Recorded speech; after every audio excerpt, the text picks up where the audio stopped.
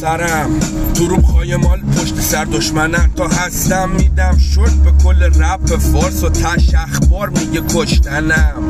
اسطوره هاتون چسنال خون میگن ناموس خواهر شب پشت داده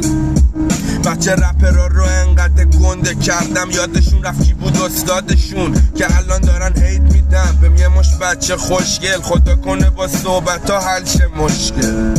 وگر نباز دست به کار شم و بگم خودتو هست سر کی پشته بچه خوشگل میدونی تو که به ما نمیخوری بچه خوشگل بچه خوشگل جون به ما نمیخوری بچه خوشگل شبا تریپ تا 10-11 به جا اکسیژن THC بازدم شعبه داریم توی لرستان زیاد و میفرستن گلای سنباز من